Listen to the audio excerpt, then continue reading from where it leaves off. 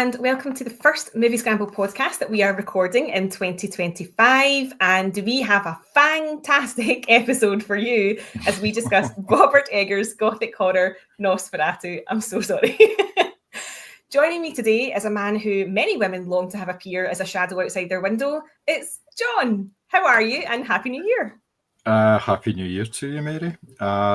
Standing outside a woman's window is not a recipe for any sort of relationship, but yes, I will go with that, yeah. Following on your theme, yeah, people say I do suck. But yeah, I think that's about the extent of what I can probably say, based on the fact I haven't done any prep based on any vampire type puns. I did have to get the fantastic one in there. It was such an obvious one sitting there. I thought I couldn't not. Absolutely. Yeah, I'm good. Looking forward to a year of podcasting, including new films, and we have a wee marathon planned, which we can talk about at the end of the pod when we're doing a wee sort of wrap up. But yes, looking forward to speaking about this film. It's a good topic for discussion. Yes, I've been so looking forward to this release, and quite frankly, I'm going to make this film my entire personality for the rest of this year until the next thing that takes my fancy comes along. So yes, as I said, we're discussing Robert Eggers' Nosferatu. It is like a dream. It was our wedding. When we turned around, everyone was dead. The stench of their bodies was horrible. Standing before me was death. But I'd never been so happy. A rough sort of outline, if you've not seen the original. If you have, you can check out episode 30 of our podcast, because that talks about the original Nosferatu. But a rough outline of the film is that Ellen Hutter, played by Lily Rose Depp, has been plagued by visions since her childhood, and her marriage to Thomas, played by Nicholas Hoult, initially eased what they're calling melancholy, but now that he's been sent on a lengthy business trip to the outskirts of Eastern Europe, it has returned.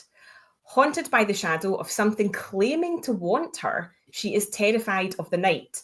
Her friends, played by Aaron Taylor-Johnson and Emma Corrin, are desperately worried about her condition, calling in physicians to help ease her pain. But it cannot be eased until Count Orlok himself, played by Bill Skarsgård, lands on the shores of Wisberg, causing chaos and death, which I think is a pretty spoiler-free-ish version of this. I will head this discussion up by saying that John and I are going to go into spoilers when we talk about the film. It's kind of impossible not to talk about some of the more really important elements of the film without actually spoiling them. So if you haven't seen Nosferatu, press pause and come back to us once you've had your cinema trip. But John, you've seen the original F.W. Murnau film. We've talked about it on this podcast. Mm-hmm. What were your expectations or hopes going into a Robert Eggers adaptation of Nosferatu? As most of our listeners probably know, we are fans of Robert Eggers. We have discussed a couple of his films and we reference them quite a lot as well in our discussions, the ones that we haven't actually covered in depth, like The Lighthouse, for instance. Mm-hmm. I was looking forward to this. And I was actually a little disappointed that it premiered in the UK in the start of January, because I thought it would have been up there with sort of the best of 2024, but it was just too late. It was just the way that it worked out. But I was very sort of hyped up for it. I like his films. I like the way that they're constructed, the way that it just kind of gets under your skin. Every single one of them. This is just in general. So I was really sort of looking forward to this. And then obviously when the cast was announced and everything, I thought, yeah, this is going to be good. This is going to be a good movie. So I was pretty sort of hyped about it. I don't know about yourself. What were you like? Oh, counting down the days. I am a huge fan of Eggers' attention to detail. I think that he is really methodical and precise in his filmmaking. Like if he's doing a period piece, it feels like you're in that period. There's not a, it's almost like that sort of Matthew Weiner approach in Mad Men where the ice cubes couldn't be square because they didn't exist back in the 50s. Like, you know, that Eggers has got that attention to detail. And I really love the original. Like, it's such a iconic piece of cinema. You know, it's still referenced in horror films to this day, and it sort of set the standard for a lot of the jump scares and effects that we see in contemporary horror. So I felt like, although on the whole I am against remaking sort of classics, I feel like Eggers was a very safe pair of hands for this particular film, and trusting that he would do something different with it as well. Yeah, there was obviously a lot of scope for sort of Robert Eggers-ing the film. That doesn't scan very well, but basically because the original film is so different. I was talking to my son about this. He was going to go and see the film. I think he was going today, and I was saying to him, "Oh, have you seen the original film?" And he says, "Yeah, but I struggled with it. It's a difficult film to watch," and that's partly to do with the fact it's a black and white film, and it's shot entirely differently, and it tells the story in a different way. And then obviously the screens change to like different colors and things like that. So it's a completely different style of film. And I said, yeah, silent films are like that. They are getting a story across in a different way. And you've got to remember that audiences then were used to that style of filmmaking and that style of storytelling. So therefore it was easier for them to get into a film like that. And these type of films, these silent films, usually pack everything into as short a film as possible. You're talking about like 80 or 90 minutes and what would now be at least a 3-hour film. So yes, it is different, but there was an awful lot of scope for him to do something that was very much in his wheelhouse, and I think he may have achieved it. Yeah, I mean, I had a friend ask me yesterday, do I need to watch the original in order to go and see this? And the answer is no, actually. If you're familiar with the classic Dracula story, then that's probably enough to get you through this, but you don't actually have to have seen the original Nosferatu in order to enjoy this as a piece of cinema. And I think to a certain extent, this is one of these films, and we'll get into this later, but had he done an exact replica of the original, people would have criticised him for that. But because he's done things that are very different, people are also criticising him for that. So it's a sort of lose-lose situation. But I do think it's one of these films where whether you've seen the original or not is not going to impact your enjoyment of, I don't know if enjoyment is the right word, but how you sort of take in this particular adaptation of it. But I mean, I would argue that, you know, Eggers has retained quite a lot of expressionist elements in this film, most notably the use of light and dark. How did you feel that added to watching this? Oh, like I said before, it completely unsettles you. You're kind of on edge almost from the start of the film because of the way that he has actually constructed it. You get this sense of foreboding right from the very start, and it doesn't help that you have a jump scare before you actually get the title of the film coming up. Out my skin. Yeah, exactly. Yeah, I wasn't expecting that either. So he's not known for really doing sort of jump scary kind of things. So that was kind of something that was really different, and I thought, okay, this is not going to be quite the same. And that, like you say, there are references and everything back to the original 1922 film. You can see like stills, like especially like all the graveyard and the beach and things like that. All that kind of there's stuff. Lots of lovely side by sides that you can. Yeah. But he has kind of approached it in a way that he said, "Well, I'm going to put my stamp on this film. Yes, I can use all these elements because they're lovely, they're really nice, but."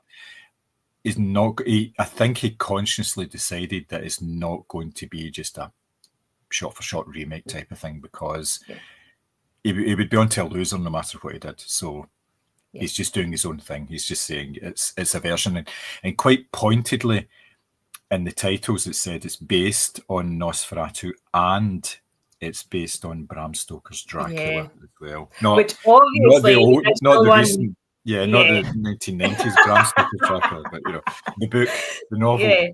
Which is a nice acknowledgement, because obviously that's how the original Nosferatu all but disappeared, because it would not acknowledge that it basically ripped that off. I mean, I honestly thought this film was in black and white from the trailer, and actually seeing how much Eggers made use of nightfall and candlelight to pay homage while still putting his sort of fingerprints on it. I thought some of the visuals were absolutely stunning. I love the fact there was the little nod to the shadow on the stairs, but done in a really different way. Again, like there were so many beautiful little touches that you just thought that's the right amount of sort of nod, as it were, to the original without, as you say, just in a shot for shot remake. I thought that the way that they used shadowing in particular, because there's a couple of scenes where I think you're sort of looking all over the place going, well, I know he's in this room. So where is he? And he's using candlelight in particular, obviously because of the time period, which works so beautifully, or firelight to make you go, did that just move? Or, I think I saw something brush past. And I think the visuals and the sort of framing and the cinematography more generally really adds to how unsettled you are. Because I thought the camera was very fluid, and it did feel like you were being guided, for example, maybe down a corridor, and then it would stop, rotate, and all of a sudden you were going in a completely different direction. Did you expect that from Eggers? No, he is not really known for sort of making the camera sort of the center of attention. It's usually all about the visuals, yes, but not necessarily. The mere fact that you noticed that is something that you don't normally talk about in one of his films. It's not really an element of stuff that he's done before. So he's obviously trying something different. It fits in with the type of thing he's doing because of the fact that, like you said, Orlok could be anywhere. He could be in the room. He's a shadow. He's the wind. And that fits in with the fact that with all these old houses and stuff, this is set in like 1838 or something like that. They're not exactly C.R. Smith double glazed, so there's everything creaks. There's always sort of slight movements of things. So it would be creepy at the best of times, but then when you add in the element of there may be something in the room with you and you cannot see it, but no, it was a little unexpected, the fact that he was using these techniques, but I genuinely think they worked because it piqued your interest. It meant you didn't get into any sort of cozy arrangement with the film where you were kind of going, well, this is going to happen and that's going to happen, because it was so far away from the original 1922 film that you're kind of going, well, right, what's he going to do now? So you were always kind of working through saying, well, this didn't happen and that didn't happen, which is good because then he's putting his own stamp on it, basically, more than anything else. Absolutely. And interesting you say about, what happened and what didn't happen, because I think one of the scenes or sequences that really jumped out at me was when Hutter arrives in what you assume is Romania, sort of the verges of Eastern Europe, and he arrives in the village, and obviously he doesn't speak Romanian, so he's not able to understand that they're warning him not to go anywhere near the Count. Yeah. But then he has a dream, or does he? Yes. They are vampires. And I thought that was a really interesting sequence to add, because not only do we have that, we're not sure if Ellen obviously is traumatized or depressed or whatever that's causing these visions, but then you bring Thomas into doubt as well, which I thought was an incredible little move that I wasn't anticipating. And also sort of really, it was great that he couldn't suddenly understand what they were saying to him, which is so often a trope in these films, that people go and they can speak whatever language of whatever area they end up in. He did not know what they were saying, but the whole vibe of the village was spooky, basically. Yes. Oh, yeah, definitely. There was a whole sort of contrast between the town life of Visberg and the village. So the town is more, I wouldn't say modern, but it is for the time. It's it's quite prosperous, gentle. I suppose. Yes, Yeah, I suppose. Yeah, more than anything else. So he travels from there to this village, which is basically just a random collection of huts and people that he just doesn't. He has no understanding of whatsoever. And it's just that, and that happens really, really quickly because he doesn't, he travels and it's going to be like traveling for days in order to get there. But they kind of compress that. It's just almost like he comes out of the coach and he's just on the horse. He's on a horse, isn't he? And he's just dropped into this, and immediately you're going, what's going on? So yeah, that's all part of the disorientation he's feeling and whether things are actually happening, whether or not. And that gets followed up as well with when he actually travels to the castle. And it's like the driverless carriage and everything. Is that all real? Is this all going? Is this all happening as well? So yes, I thought that was it's very interesting. And the fact that the one thing that you kind of took from the village is you don't mention the Count's name. You just do not talk about him, even though they all know who he is and everything. And you get the sense that he's kind of the prize for all of the villagers. They're vampire hunters. Yeah. And there's, like you say, there's this dream sequence where they may or may not have staked a vampire, but you get the feeling that they're kind of there because Orlok is nearby, and they are obviously wanting to get him as well, if possible, but they're all shit scared of him because they know that the power he possesses. Yes, and I think that it gives way to a couple of scenes that I absolutely loved. One is Hutter entering Orlok's castle and you're completely plunged into darkness, which I really loved because again, you literally cannot see what's happening. So you've got no idea who's there, who's not there, what room you're going to end up in, all that sort of thing. But also when Hutter wakes up from his dream, and I think this is one of the things that Eggers uses really effectively throughout the whole film with a number of characters, is just that, face on, he's completely taken up the screen, he's completely central, and he's panicking basically into your face as the audience. There's tears in his eyes, he's sweaty, he's confused, he's just woken up from a dream. But then you get that lovely slow pan down to his shoes and you realise that they're dirty. It's just, there's so many little touches that I could go on about this all day. But let's talk performances. Let's start off with Nicholas Hoult, since we've just been talking about him. I actually haven't seen him in anything since About a Boy. So this is quite a marked contrast. What did you think of him as Thomas Hutter?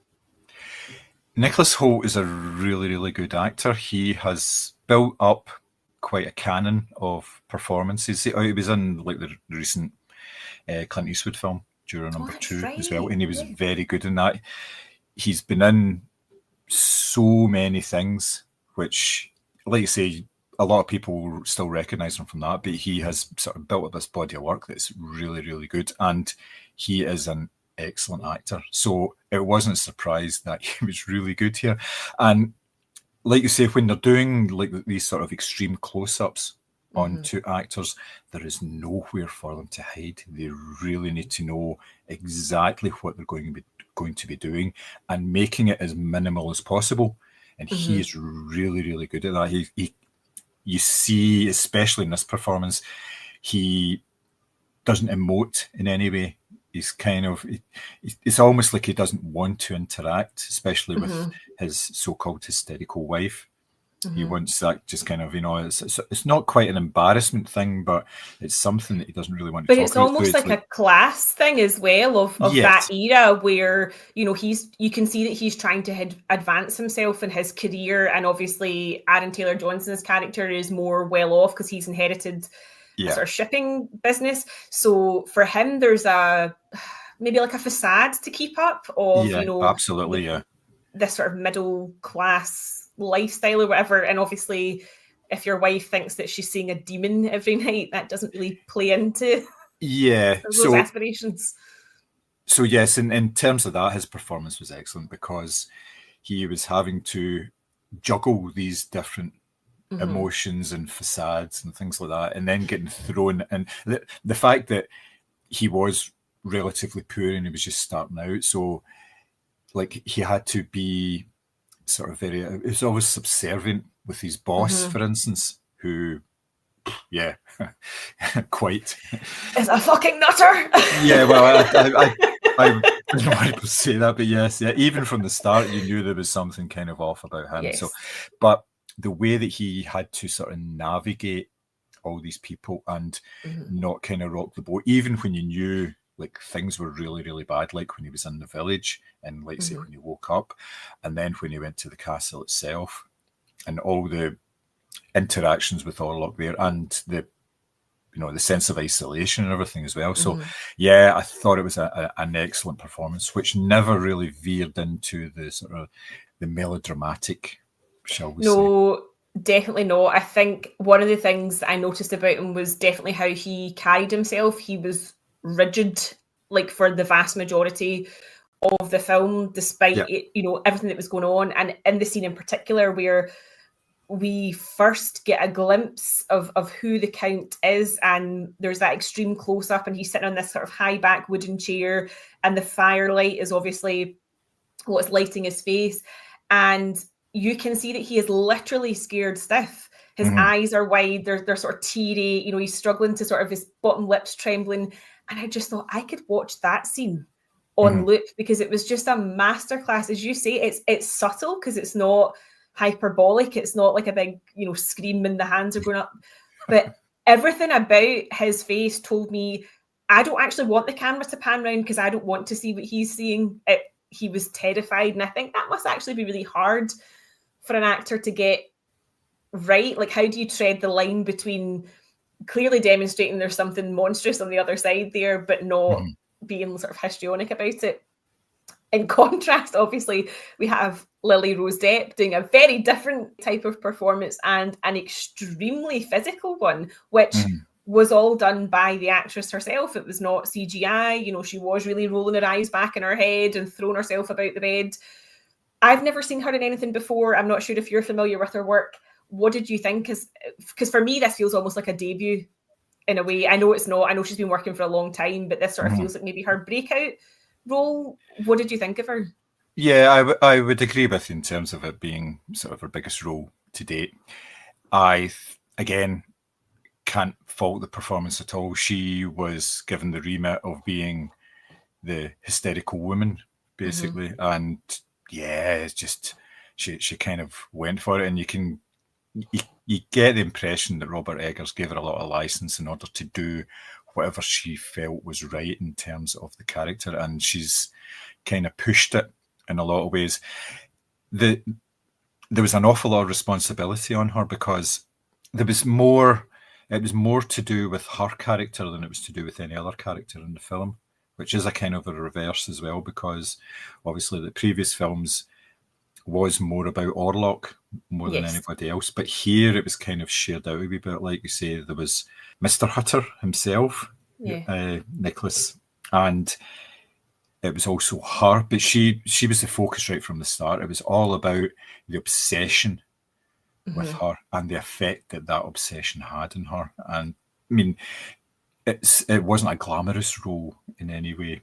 She was sort of shown to be like very, well, disheveled is not really a word that can describe how, tortured, sort of both physically and mentally. So like, she was pale all the time, and she was distracted, and she just couldn't a lot of the time she couldn't actually put her thoughts out there because of the way that our mind was kind of going and everything. I thought it was fantastic. And like you said, it was a breakthrough performance, but she's been around for a while and she knows what she's doing, and obviously she comes from acting stock as well. But that's the kind of thing that you can't really teach. That's almost instinctive, the way that you're doing that sort of acting. I almost think that her performance in this might put some of the Nepo baby discourse to bed, because it's so good that there's no way that you didn't get that role on merit. Like, I loved the scene where she's sitting with Thomas and she's talking about the dream that she had where she marries Death, and her tears are streaming down her face, but she's laughing. And it was just such a juxtaposition of emotions that you could see how destroyed she was being by all of this. And I did note in my review, and interestingly, I've fell down a bit of a rabbit hole, as you do, when I was sort of researching for this. And there's a lot of people that think that either that Ellen's story is an allegory for being groomed as a child and sexual assault obviously Orlok represents that. But I also thought there was a sort of streak of feminism through the film. The line about keeping her corset on to settle her womb did make me chuckle. Yeah. Because obviously they were asking if she was menstruating properly. So this comes back to this whole thing of, you know, the word hysterectomy, hysterical, all that sort of thing. All sort of, they share the same roots. But then even Friedrich, Aaron Taylor-Johnson's character, you know, his two daughters tell him there's a man under the bed and we can hear him breathing. And he's like, ha, ha, ha, let's get you to bed. And you're like, no, you know that there's a demon cutting about. Why wouldn't you listen to your children?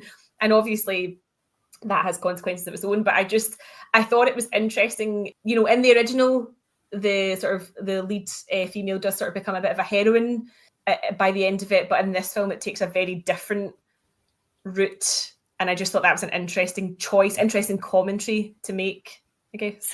Yeah. I mean, right from the start, she is a victim more than anything else, because Orlok comes to her in a dream and basically says, you know, your husband is nothing, you know, come to me, I think it was the actual quote.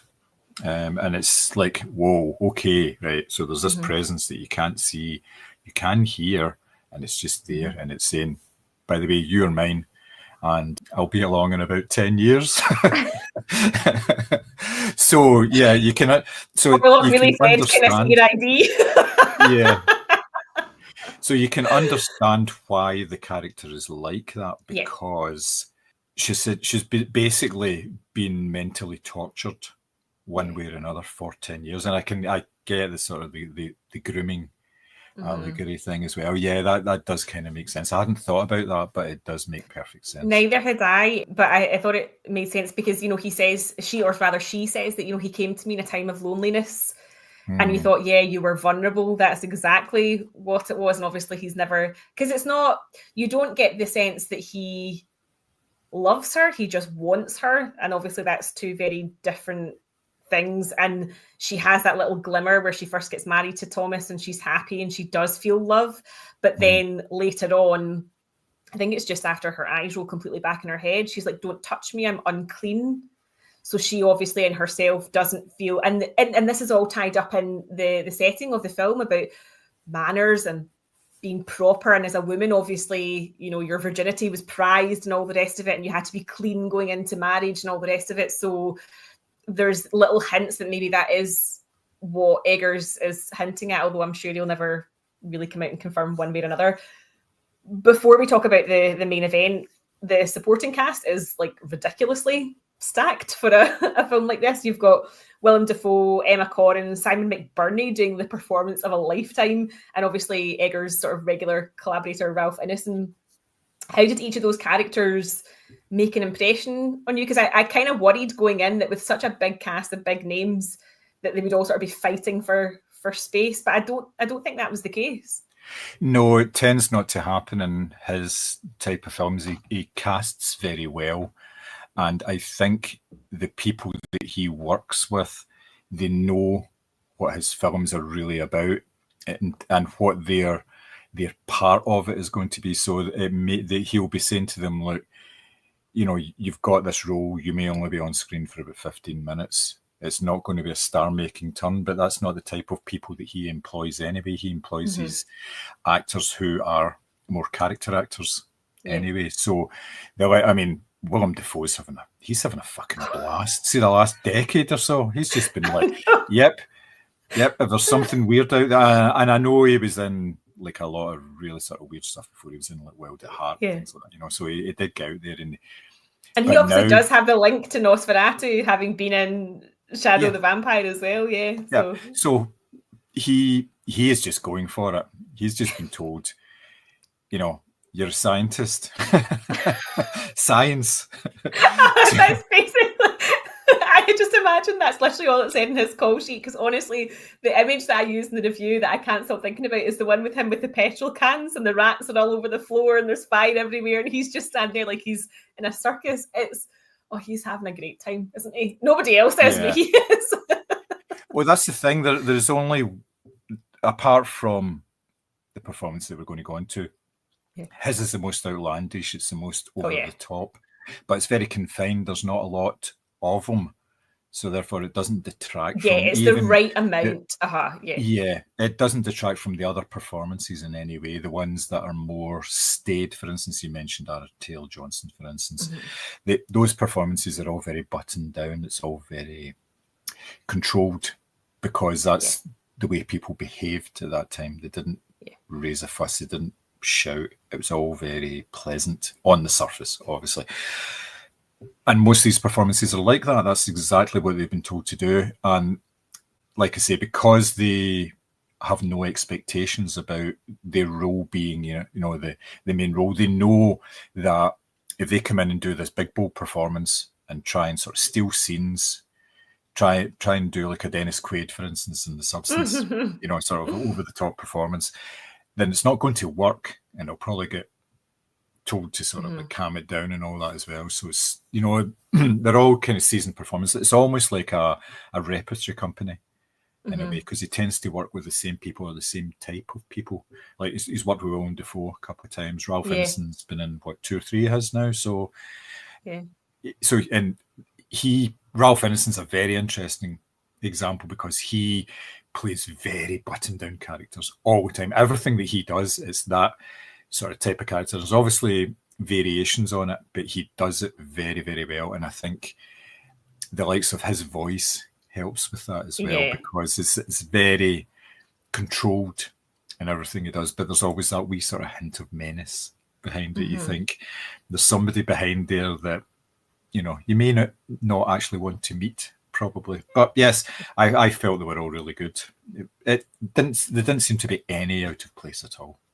Yeah, I thought Emma Corrin was excellent. Wasn't on screen for a long time, but interestingly, I read, I watched a video with her yesterday, and she said the first time that she put her costume on and felt the weight of the skirts and the tightness of she was like, no wonder these people were so sort of repressed and whatever. She was like, because it was just an agony to walk across the rooms. I thought her, it was interesting that she said that's what sort of dug out her performance, as it were, just even getting the costume on. And obviously she has a nice little iconic scream sort of 2/3 of the way through that. I love a good cinema screen, and I love the fact that Eggers has chosen the framing as such that, as I say, it looks like we're facing each other while she's, losing her mind or whatever. And Simon McBurney, again, it's one of those performances that as you say, like in the wrong hands, that could have been ridiculous. He's drawing fucking pentagrams on the floor and ripping the heads off pigeons and all that sort of thing. And as I say, in the wrong hands, it's a terrible performance. But he was, in a way, strangely muted with it. Like there was a sort of lack of embarrassment, as it were, to do whatever he needed to do as an actor. He's naked for quite a lot of the time. There's a lot of scribbling on the floor, and he's covered in blood. And I just thought, for a small part, there's his scenes. I would definitely remember them for a long, long time after we watch the film or stop talking about it, which quite frankly is going to be never, because I love this so much. Okay, again, spoiler alert, we are going to talk about the realization of Count Orlok. So I still can't believe that Bill Skarsgård was in there, because I kept looking for eyes or something that would make me connect with the actual actor and not the character. But I mean, where do you even begin to start talking about this? It's getting a lot of heat because it's so different, obviously, to the FW Murnau. What did you think of appearance, the voice, the costume design? Were you shocked to see that that's the route they'd gone down? I was really surprised, to be honest, because I thought they would have gone something closer to the original take, the big baldy guy. Yes, with the rat teeth. Yeah, and in need of a manicure, This one definitely needs a manicure as well. Oh yeah. They tended to have that, but yes, it was obviously a very conscious decision because he was trying to make his own film here, obviously based on the same source material, and I can understand why he's done it, because obviously Werner Herzog did a remake of Nosferatu, and he had the same type of character. Orlok was exactly the same, and since then the sort of the Orlok look has been parodied relentlessly. I mean, we've had it in like the Fast Show, for instance. There was a character in the Fast Show that did it, and What We Do in the Shadows, there was a character in that, and it was done for comedic effect. So it was actually it was a good idea to step away from that and do something original. Now, what they have actually done is, I think they started with the voice before anything else, and kind of worked out from there. And this voice, it's cracked, it gurgles, it's deep, but just it's really, really kind of unsettling. And every time he speaks, there's this sort of rumbling echo going on and everything as well, and a breathlessness as well, that he's obviously struggling to breathe. So I turned around to Chris and we were watching it, and I was like, it sounds like, do you know how like throat singing monks that had that really and then I watched a video with him afterwards that said that that's what he trained to do, was the throat singing, because it's the only way you can sort of get a bass that's sort of deep enough. But I mean, I actually felt like the whole cinema was reverberating, and he has a strong Eastern European accent, and he speaks in an ancient Romanian language that is now no longer used. It's a sort of dead language. What's the kind of dangerous thing is now I'm hearing everybody doing the Orlok voice on social media because it's so distinct. But I think that in a way, it's how the character looks is one thing, but we've never heard that character in the 1922 film anyway. You did not hear that character speak, so he had free license to do whatever he wanted to do. Yep. I actually think it works, and the look of the character. I watched an interview with Robert Eggers, and again, this all comes back to him being really immersed in whatever he's doing and doing his homework. And he basically said, well, what did Eastern European counts look like at that time? And a lot of them were Cossacks, and Cossacks had moustaches and the swept back hair. So that's what he's gone for. And he's not sexy or sexualized. He obviously is in Hunt of a Bride, but he is putrid and decaying, and you can see that like there's bits missing out the back of his head and in his skin, and he is rotten. So it completely takes away this notion of this sort of sexy vampire film or whatever you want to call it. He's not although he is in pursuit of wanting this woman or wanting this young girl, he's not an erotic character by a long stretch. And I think that in a way the look of him sort of puts up that barrier as well, because everyone's slagging the mustache, right? I actually think it really works. I think if you just give in to the fact that he is this sort of, you know, early 19th century count or whatever it is, then it works. That's exactly what they looked like in that area of Europe. He dresses and styles himself the way that he should. But I'm actually glad in a way that it didn't sort of glamorize any sort of like sexual relationship between them. Like, this is a disgusting, decrepit, you know, potentially thousands-year-old person or undead person, whatever you want to call it. And I like the fact that he was this sort of decaying husk, and the voice is part of that. As you say, it's the rattle, it's the gurgling, it's all the noises that go with it. And I think that, do you know what, if he'd done an exact copy of the original, he would have said he had no originality. The fact that he's had the balls to do something like this, I love the choices, put it that way. I love the choices that were made for the Count. Yeah, we've got to take into consideration that he's come off the back of doing another iconic horror performance in It, and obviously and The Crow. Yes, of course, but nobody talks about The Crow. No, I know. Sorry, Simmy. Sorry. So he's obviously done a couple, so he's made his own mark here in this performance. Yeah. And I saw an interview with him, and he said it completely drained him in terms of the physicality of the performance and the way that he had to change his voice and everything. He says he was completely knackered after like a day's shooting, and his voice was completely gone and everything as well. So because of the pressure that he was putting on himself to actually sort of vocalize this, which I was surprised at, because I thought, oh, maybe a lot of it was kind of processed, you know, sort of sort of production, but no, a lot of it was actually him doing it. You know, like you say, he really trained up for it as well. The fact that he was in bits and he was decaying kind of feeds in very nicely to the whole vampire lore, because when vampires don't feed regularly, they do start to decay. They never die, but they decay in such a way that skin goes and like sort of everything about them. So once they start feeding regularly, they become much more presentable, more like a normal person. But you don't, it doesn't go to that sort of level, because it doesn't really, the film doesn't really work in that way, in that Orlok doesn't really feed an awful lot. He's starting to when he comes over. Obviously, he comes over in the boat, and the boat turns up, and there's nobody in the boat. Suspicious. But then all the stuff that happens in the town after that is the plague caused by the rats more than caused by him. So he hasn't really become sort of the gentleman vampire or anything. He's not sort of returned to what he would have been before he actually became a vampire.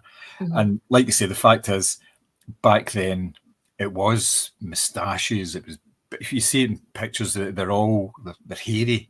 They've got a lot going on, you know. So, and they are these sort of booming, sort of overarching presences that everywhere, you know, even in portraits and things like that, and they're all like with a big coat with a big fur collar and all that kind of thing. So I thought it fed into the lore of it quite nicely. It took elements from that it meant that you weren't going to get this sexy vampire, because there was nothing sexy about him. Even like the fact that he was looking for a bride was more about procreation. It wasn't about love or anything. It was just obsession. The tagline of the film mentions obsession. You know, it's like an obsessive relationship between like him and this basically young girl, which I mean, if you just look at that on paper, you do think that is a bit creepy. Yes. I do. I think that Eggers has gone to great lengths here to sort of steer clear of any sort of cinematic tropes. Yes, there's obviously like the crucifix and he has to be in his own soil and all that sort of thing. But I think on the whole, he's tried to really stay away from the vampires that you might be familiar with. I also don't get the stichet over the mustache, because Gary Oldman's had the mustache playing Dracula. And obviously the most famous alleged vampire of all time, Vlad the Impaler, did have a big bushy tash.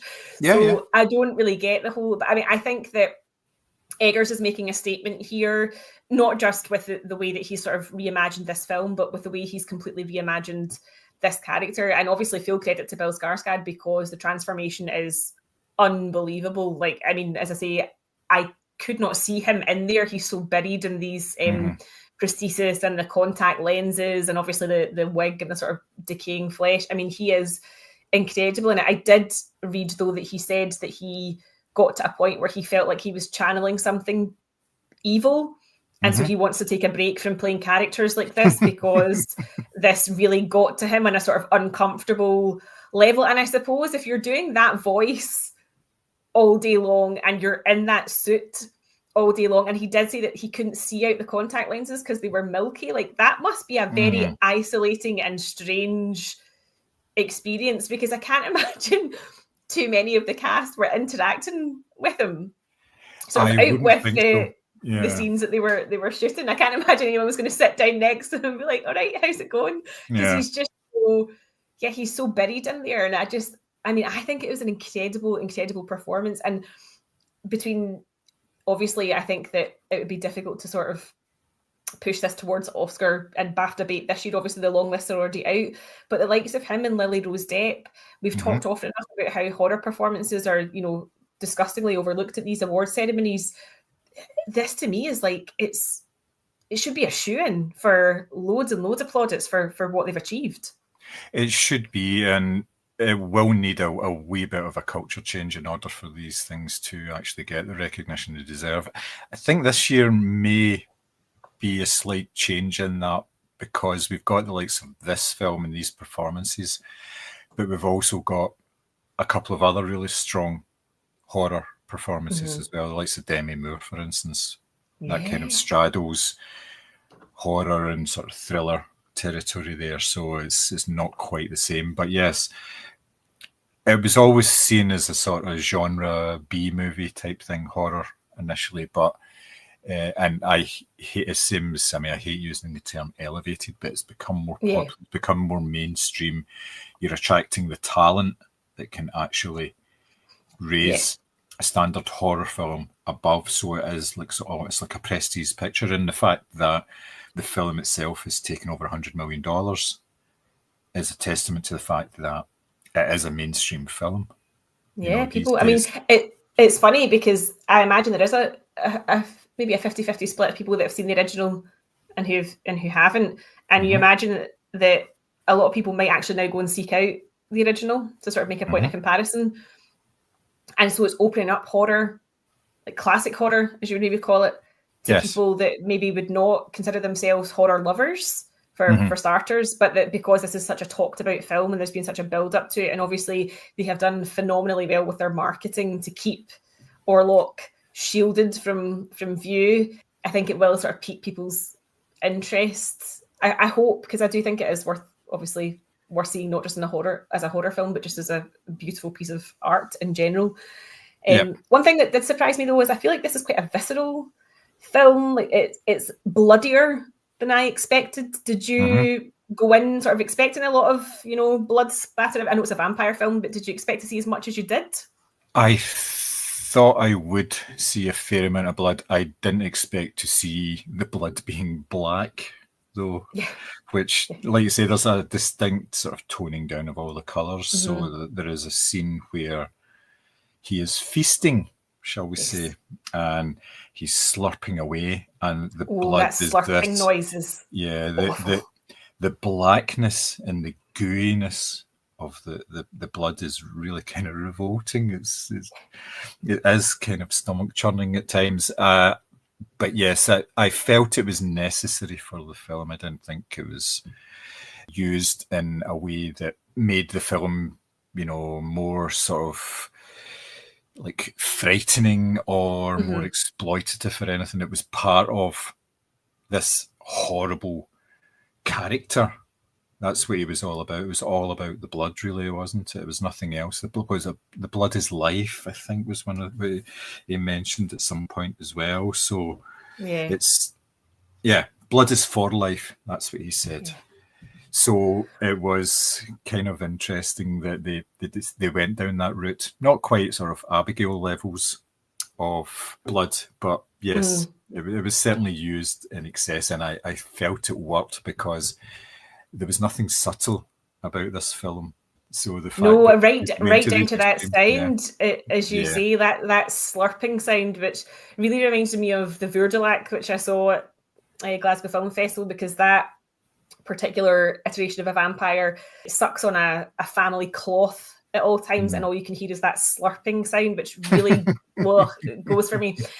But also, like, when you have Simon McBurney's character like biting the head off the pigeons or whatever it is, like, you can hear the sort of neck cracking and things being sort of ripped away. Like, it's a very, very animalistic approach to the vampire feeding. Like, this isn't like sexy bites in the neck, because interestingly, one, Orlok has no visible fangs for the vast majority of the film, and two, he doesn't ever go for the neck. He goes straight for the heart. So again, there's a sort of different, like a really sort of different type of vampire here, if we can class them into categories. He's obviously quite different, that we're not seeing as I say, the fangs pop out and they go into the neck. It's definitely, it was straight for the heart every time.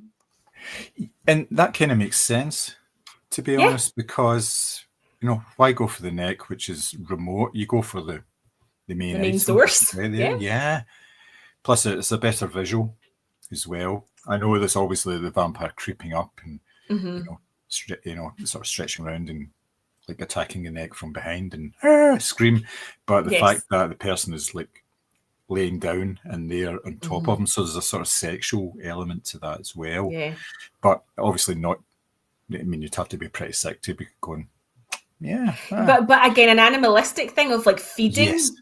Yeah. So just yeah. like literally suckling off the source, as it were. And of the sound thing, obviously sound design is a big thing in this film, but there's also Robin Carolan's incredible score. Mm-hmm. How did that sort of tie into your viewing experience? Because I'm not going to call it enjoyment. Viewing experience. Yeah. It fitted really, really well because obviously there was an emphasis on voice and there was obviously an emphasis on more sort of classical style music in it as well. So it fitted in with the period, and it complemented the soundscape as well. So obviously there was a lot of voice stuff within the sort of soundscape, like we've talked about with Orlok's actual voice itself.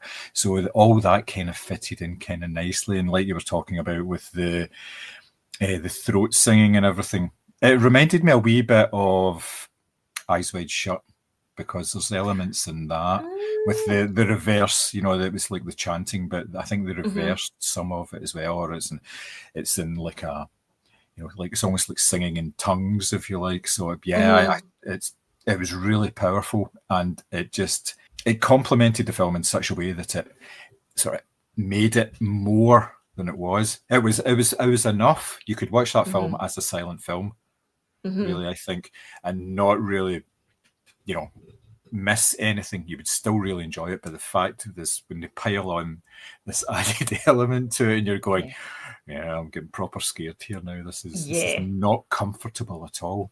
And we can say that about the whole film, that I was not comfortable watching that at any time.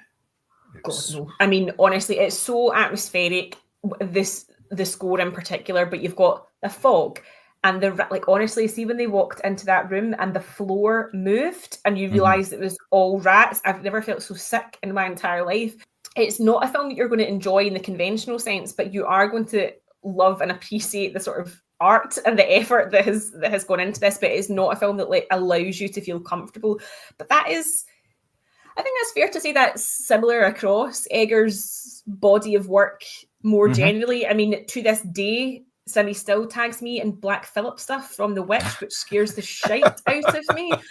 And you still think about things that happened in like The Northman or The Lighthouse, and you still get these little snippets of film sort of flash into your head, and you're like, yeah, God, that was terrible. Like, that was an awful scene or whatever. Not in the sense that it's a badly made film, but just that what he was putting out there in terms of visuals was so haunting. So where do you think this film sort of ranks in Eggers' body of work? I know that's a bit an unfair question, but where does it sit for you?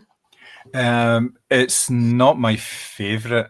I think my favourite is probably The Lighthouse, and I use the word favourite loosely. Yeah. It is, again, it's his most commercial to date. It's biggest in terms of ideas and execution, and it shows a filmmaker that is improving with every single film that he makes. When you run through, obviously the Witch had a big impact because, like you say, Simmy still has a cache of images from that film that he likes to send out. But yeah, I would say that it falls slightly behind the Lighthouse, but it's difficult. I think it's kind of difficult to rank them in those sort of ways because they're very also different films. Yeah. So what would you think? I think you're right. I think it shows a confidence. I mean, the ballsiness to take a character like that's so iconic and to go, but I'm doing it my own way, or I'm doing it the way I think is historically accurate. I mean, honestly, just full praise for that. I think it's difficult. The Lighthouse didn't scare me as much as, for example, likes of The Witch and this did. I think it's much, much better than The Northman.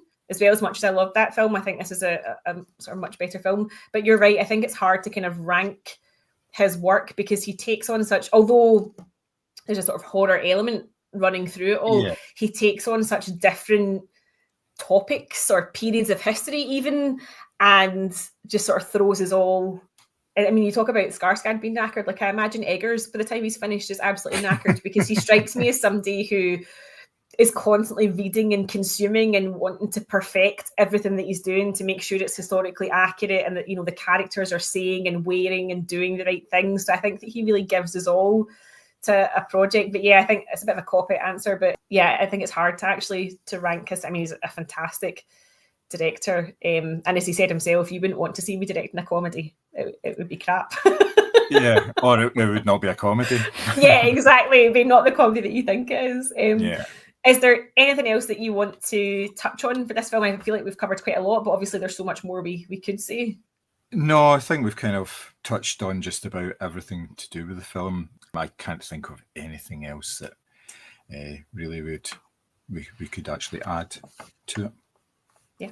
And finally then, would you recommend this film? Feels like a silly question. I would recommend this film, but I would say that you may or may not like this based on the type of films that you actually watch, just because it's not a sort of standard horror. It's not a standard. It's really not a sort of standard type of film. It will divide audiences. It definitely. It's will. Already dividing. You know, people who think it should be more sort of purist and in line with the original, and people who are like, nah, let him do whatever. I mean, it's fascinating to watch all of this sort of unfold online, because it just goes to show that even with a great piece of work like this, there's no pleasing everybody. Mm-hmm. Mm-hmm. It does, like you mentioned earlier, it does open up a sort of gateway into early horror films. Yeah. And that most people will regard sort of early horror films as the Universal Monsters type films, and then all the sort of derivatives that came from that, and the Hammer films and things like that. So to see a film that is a partial remake and heavily influenced by a silent horror film, which uses German expressionism as its sort of main visual focus, that may open up a few eyes to people and say, wait a minute, there is other stuff. Was other stuff out there in terms of horror films. It wasn't just your sort of standard 78 minutes, you know, the bat coming in, you know, puff of smoke, and then it's the man standing there. So it's something slightly different to that. So yes, hopefully it will get people more interested in these things. But yes, short answer, yes, recommend it totally. Yeah. I believe the original Nosferatu is streaming on Amazon Prime for anyone that wants to check it out. And as I've said, the perfect accompaniment to that is episode 30 of the Moviescramble podcast, where we chat about the original. For me, I would definitely recommend this film. I thought it was absolutely stunning to look at, gorgeous performances. And yes, I will be spending the rest of this year trying to perfect the Orlok voice. So to accompany our Nosferatu chat, we thought we would pick out our top 3 vampire films that we've enjoyed. Sort of, this isn't a sort of definitive of all time ranking, but just films that have sort of left maybe a lasting impression on us. So John, do you want to kick us off with your first choice? I will choose a very recent vampire film. It is Salem's Lot, based on the 1975 Stephen King novel and the television miniseries. This film stars Lewis Pullman as Ben Mears, who returns to his hometown of Jerusalem's Lot in order to write a book about his past, about his childhood. His parents died when he was young and he moved away and became this successful author. Now, as soon as he moves back, he sees things are kind of strange in the town. It's not quite as idyllic as it's originally seems. There is a very strange man called Straker who runs an antique shop in the town, and he is basically ingratiating himself with the town people, and at the same time he is making arrangements for, well, basically his boss to come to the town and live there. This mysterious character who arrives in a box, would you believe it or not? And it kind of kicks off from there. So the book was very successful. The TV show was mega successful at the time because it was David Soul in it, and there's a lot of like vampire lore in this story as well. You know, the vampire has to be invited into the house and all this sort of stuff. It's very, very clever, the way that it's done. Now, the film does that. It compresses some of it. It has a bit of a love story in it as well, and it introduces this sort of, it's almost like a vampire horde in it, and it follows all the rules in it that they can't come out during the day. They suck blood. They hunt in packs, and they're basically very scary at all times. And it works. It works really well. It wasn't a very well regarded film in terms of the critical reviews, but I had a ball watching it. I thought it was great. Very, very good performances. Lewis Pullman, who is just getting better and better. He was obviously in Top Gun Maverick, and he's been in a couple of different things. He was in Lessons in Chemistry as well, the Apple TV show from 2 years ago. And he is just an excellent actor, and everything is sort of around him in terms of the story and everything. And it works really, really well. And it's a cracking everything you'd expect from vampires. And they're really fast as well. So, oh God, that's all I need, just fast vampire. I think the imagery from the TV show kind of stuck with me because it was very Nosferatu-esque. Yes. As well, in the original sense. Does this film still go down that route? It does to a certain extent. Yes, they don't stray too far away from the original text of the story, which kind of described it in that way. And Stephen King was involved in this film. He has I think he's got an executive producer credit in it, so therefore he was involved in the story and everything. So yes, it does follow quite closely to that. I'm trying not to give too much away, obviously, but yes, I think it's one you would enjoy. I really do. I'll definitely seek it out because I think the guy from Borgen is in it, if I remember rightly. He is Staker in it, or Stalker, whatever his name is. He's the antique shop, basically, the familiar. I see. Okay. And he's excellent in it because he does kind of creepy very well.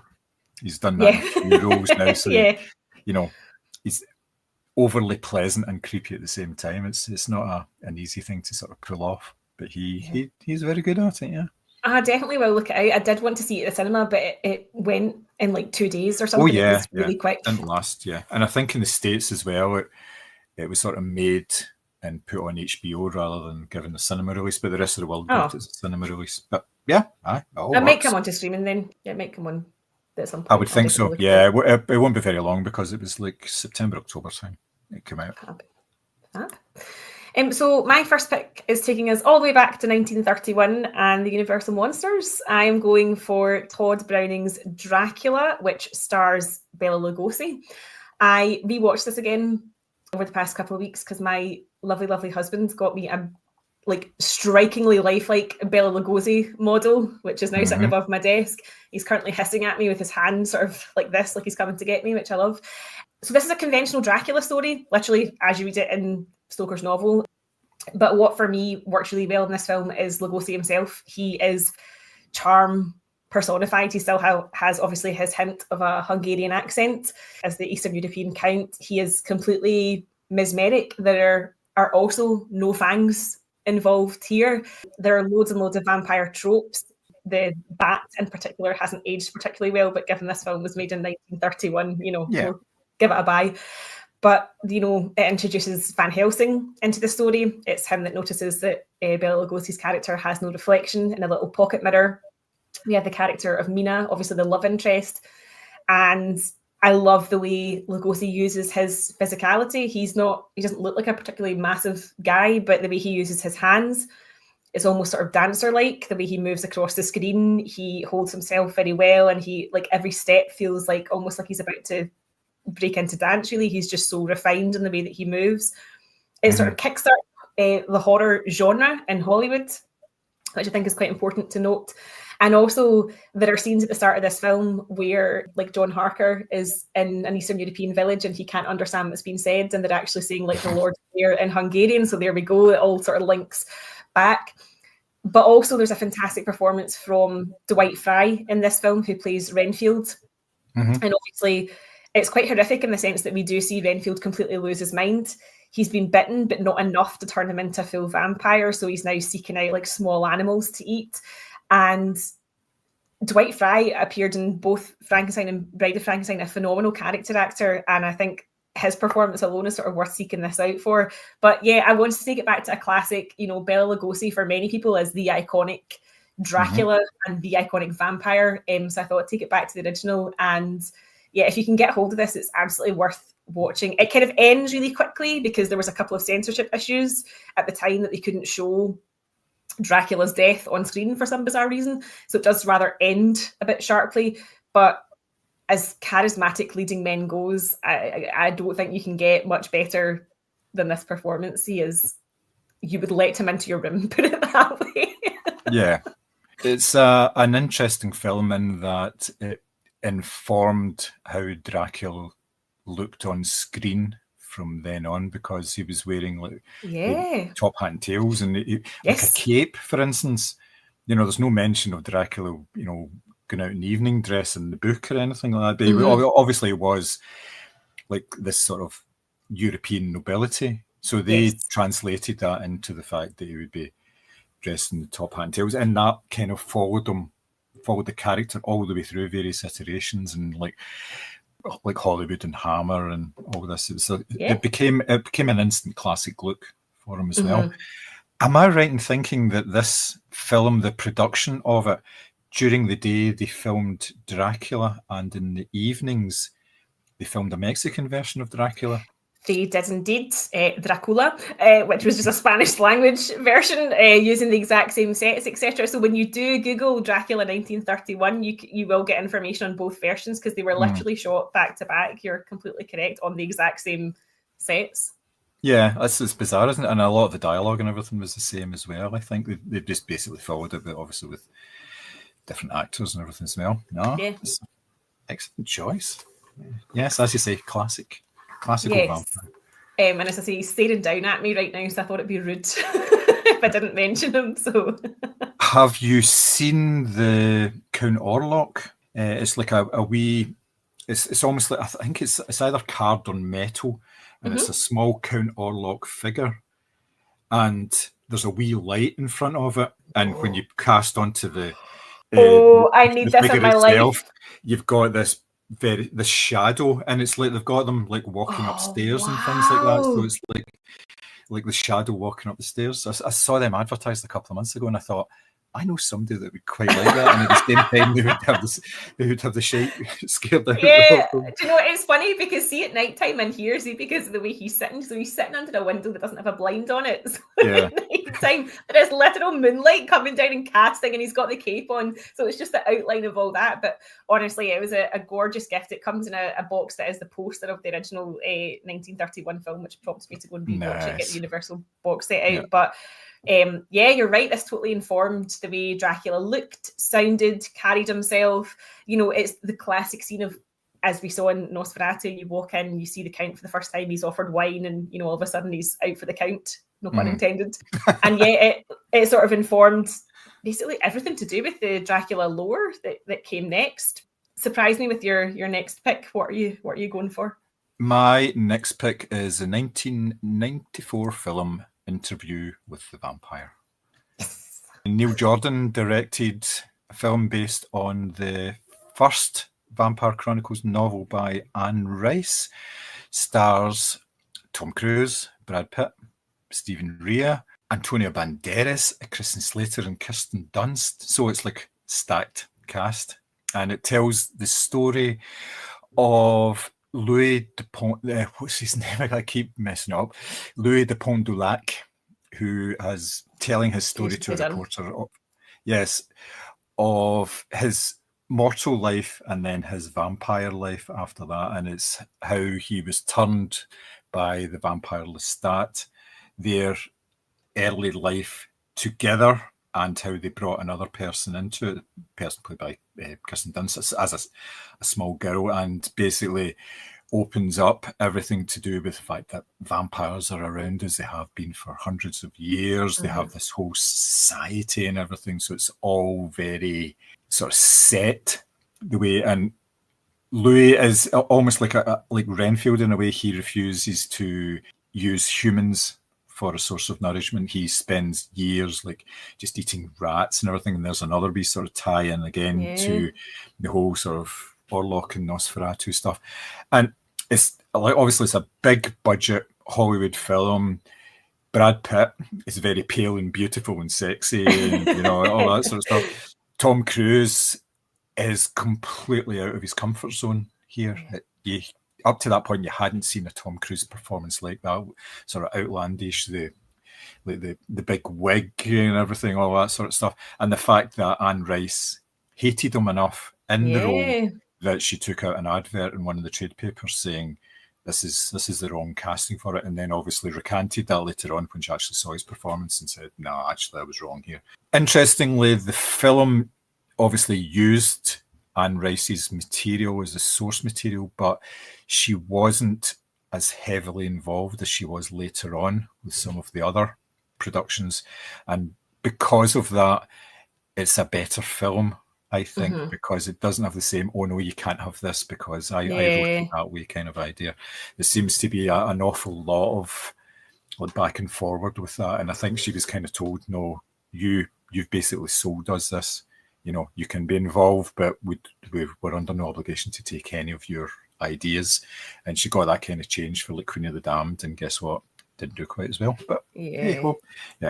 So yes, it's a very good example of a modern vampire film, which tries to do something a little different. It doesn't necessarily focus on the likes of a central Dracula character. It's almost like peripheral vampires, if you like, in a world where they are there. So no, great choice. I love Tom Cruise in that film. I have said this a million times in this podcast. I think Tom Cruise is at his best when he's been a bastard. And obviously Lestat is very much a horrible, I was going to say a horrible person, he's a vampire, but you know what I mean, he's just a horrible character. And seemingly Tom Cruise and Brad Pitt did not get on at all whilst they were shooting as well, which adds a wee layer to that. But a great pick, because that does sort of play into the sort of sexy vampire kind of trope as well, because obviously they were two huge stars kind of at their peak right about when the film came out.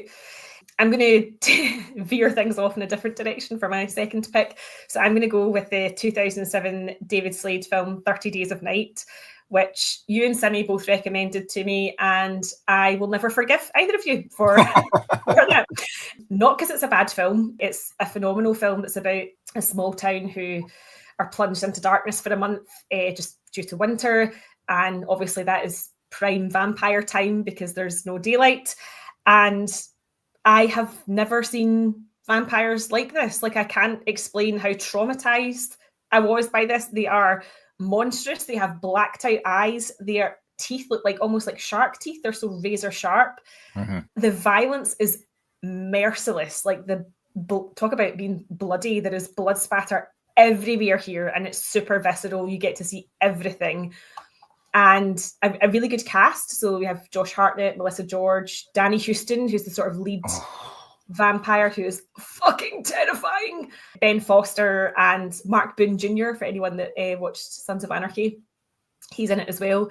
And I just always remember the scene where they're all crouched in the attic trying not to make a sound, because if they even breathe too loudly, I mean, these things are fast as well. We talk about fast vampires. These things are all over the place. And there's just lots of really gratuitous shots sort of post-bite. So you see the vampires with the huge jaws open, the teeth, which are, as I say, like almost like shark's teeth. They're so sharp. The blacked out eyes and the blood sort of dripping all down them. This is one to watch in the daytime with the lights on and with your therapist number to hand, because you're not going to sleep for weeks. It's very, very, very scary. And yes, it adheres to the vampire tropes. Obviously, the whole idea is that they're not out in daylight at all, but it's just, as I say, it's just bloody. It's just merciless. There's no sexy vampires here. You're not imagining yourself getting together with Danny Houston at the end of this. You're thinking, how can I kill this with fire, to be quite honest with you? A really good vampire film, but obviously, as I say, very, very scary. And you and Simmy were insistent that I watched it, and I did, and I didn't sleep for about a week. Yeah. It's a very clean looking film in terms of the visuals, because it's all artificial light. for the whole month, because obviously it's in darkness, so the whole town, it's all very nice and brightly sort of lit with these. Yeah, it's that like super white, like yeah, street light type of thing. Yeah, it's really well done. And there's like you've got the contrast with the snowfall. snow, and then obviously you've got like the likes of Danny Houston with like basically blood just all over his face, like, dripping down his chin and everything. Yeah, it's a magnificent piece of work. It's really, really good, and the fact that they all arrive in a boat as well is a nice wee touch. Another and wee tie-in as well. It's like this, a vampire ship, if you like. So that I thought, that's quite a neat wee idea. Sort of they just obviously all their coffins and everything are on the ship. So that and you get the sense that they travel a lot, finding these villages that are obviously in that northern hemisphere that are completely blacked out for periods of time. So good luck to those in the north of Norway. Nice one, nice. That was an excellent choice. Basically, because I partly recommended it to you. Yeah, so yes, you it must be did. an excellent choice. So your last pick? Well, I'm going the sexy vampire route for the last one. I'm choosing Underworld from 2003, the first film in the series, which I think has gone now to 5 films. The first one, obviously called Underworld, was directed by Len Wiseman. It stars Kate Beckinsale, Scott Speedman, Michael Sheen, and a very, very good performance by Bill Nighy as well. Really? So, yeah. He is very much an Orlok type figure in this, because he is initially asleep, because when vampires go into sort of this sort of stasis, when they're, and they can lie in stasis for like 100 years or whatever, and they're only woken up occasionally. The way the sort of lore behind this film is there's a vampire council, and one person is in charge of it at any one time, and then they swap around every 100 years or so, and somebody else takes over. It gives them a chance to rest and regenerate. But the whole premise of the film is that vampires exist and werewolves exist, and they're battling each other at all times. Now, the werewolves are all big, massive, totally testosteroned up, hairy guys, mainly. Maybe I would like this film. Whereas the vampires, especially Celine, who is the main one, Kate Beckinsale character, clad in like sort of skin-tight leather, big machine guns. It's all very sexy and everything. And as I say, the story is they're both trying to wipe each other out. They've been at war for centuries, and they're using like newer technology now in order to try and kill each other. Like, for instance, the werewolves, the Lycans, are coming up with bullets that have got UV capabilities. So when they actually hit a vampire explodes because it's ultraviolet light and things like that. It's completely over the top. It's basically an action film rather than a horror film. But it does use an awful lot of the tropes of the sort of the vampires, and especially like the werewolves as well. So it's all kind of mixed in. And there's a relationship that goes on between what could be a vampire, what could be a possible werewolf, and Celine herself. And it does work particularly well. It's enjoyable. It's slight, yes. The fact that it spawned so many sequels is quite amazing, to be perfectly frank. Sounds like a semi one. But it works because it's like got a sufficient budget to it, and it's like propulsive. It just keeps going. It's a good watch without you actually being like, you're really having to think an awful lot about it. It is a typical action film. It just happens to use a sort of vampire trope, but it works really well. I really like it, and I've watched it several times. Like Daywatch or something like that, kind of, because that was pitting some set of vampires against each other, and obviously there's kind of action sequences there as well. I know it's not entirely the same, but Daywatch is a wee bit grittier, but and that was one I actually did consider when I was thinking about vampire films. But yes, I can see where the comparisons could be in it. Yeah, but yes, it definitely works, and it's a possible topic for if we're ever going to talk about vampires. I can say, well, there's at least 5 films there we can talk about quite easily. Oh dear, I worry every time you say that this film has like 5 or 6 spin-offs, because you can tell that by number 3 I'll be pulling my hair out. So my last pick, I'm going to give a wee shout out to Hugh and Dan at Vampire Videos because they actually introduced me to this film and I'd never heard of it, didn't know anything about it, watched it and absolutely loved it. So my last pick is the 1971 John D. Hancock film, Let's Scare Jessica to Death. And if you Google it, you'll see a fantastic poster, which should be enough to make you want to watch it. So basically, it's a kind of unusual sort of slow burn horror with an alleged female vampire at its centre. So I thought it was different in the fact that it was a sort of woman at the centre of it. So the plot is basically that Jessica has been released from a mental institution and her husband sort of takes care of her and they decide to go and live in a rundown farmhouse outside the city. He picks her up on a hearse, which should be clues as to where this is going. And his friend Woody arrives and he's going to stay with him. But when they get to the house, they realise that there's a mysterious sort of hippie drifter called Emily already in the house. And she's a bit unusual. And Jessica is convinced that she has seen Emily somewhere before. And she thinks it's in the portraits that are in the house, which are obviously hundreds of years old. So it can't possibly be her. And then you can't really trust what Jessica says anyway, because she's allegedly prone to these sort of mental breakdowns and prolonged stays in sort of institutions. And when they decide to go into the small town, there's an antiques dealer there as well. And he tells them the story of how the woman in the pictures in the house actually drowned. So Jessica's got all this information sort of swirling around in her head. And the townsfolk as well all seem to have mysterious bandages around their neck, presumably from bite marks. And so she's sort of piecing together what she believes is this kind of horror story or this vampire story. And the ending is quite shocking and quite scary. I'll not give it away, but I think it's a really unique take on the vampire film and sort of maybe meditations on sort of like grief and how we process our emotions and things like that as well. It's a very slow burn. It's not going to be for everyone. It's very 1970s as well. Like everyone is like full chest bush, tash, sideburns, long hair. Visually it's quite unusual. But I absolutely loved it in the sense that you just never quite knew what was going on and where it was going to lead. And obviously, if Jessica is seeing what she is actually seeing, and even just the title, I think, is really dramatic. And yeah, I don't think you can get it anywhere just now, but if you ever come across it, absolutely watch it because it's brilliant. And yeah, it's one that's going to really play with what you think and it'll stay with you for a wee while after you've watched it. So a really, really good film. That sounds brilliant. I've never seen it at all. I remember you talking about it briefly when you had discussed it earlier. Yes. But yeah, that sounds excellent. Actually, I am going to try and seek that out. I know it is really worth it. Find, yeah, I think that, as I say, visually it might put some people off because it's very 1970s, but stick with it. I think it's a really, really interesting take.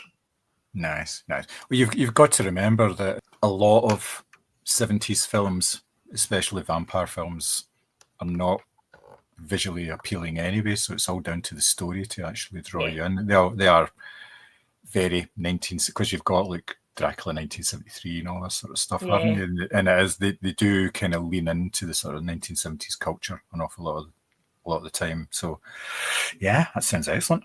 It's really good. So were there any outliers in your list? Yeah, do you know, I thought about the original Christopher Lee Dracula as well, because I really love his introduction to the character. I mean, he barely speaks, and yet he is one of the most iconic Draculas sort of all time. I had thought about day watched an interview with a vampire myself, because I had watched them recently and really enjoyed them. And actually I'm going to say this very carefully, Richard Wenk's Vamp that I watched recently as well, which has Grace Jones as a sort of vampire erotic dancer who lures in young boys to her strip club, because the practical effects in that, like her metamorphosis into the vampire creature, was absolutely stunning. So that was kind of in the running as well. So yeah. I mean, I thought about obviously like Near Dark as well, which is a cracking movie, which I hadn't seen for a while, so I couldn't really sort of talk about it with any authority, and I didn't have time to watch it because I was watching a whole lot of other shite instead. Oh, and let the Right One in as well, because that was a great film that I saw in the past few years. That's a really good film. Obviously, for high gloss 80s horror, you're talking about The Lost Boys.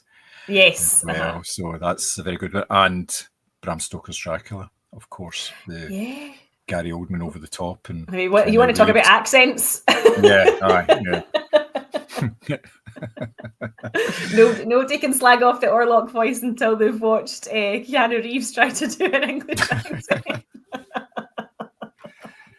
There are literally hundreds of films out there, and it's amazing to think that it's such a part of the sort of the consciousness that you only need to, do pretend to have fangs or do a vaguely Eastern European accent that people know that's Dracula you're talking about. So it's amazing the fact that it's still so much in the sort of the way that people talk, and the fact that a film like Nosferatu can actually be made and appreciated, like I say, over 100 million. So it's shows no sign of abating, does it?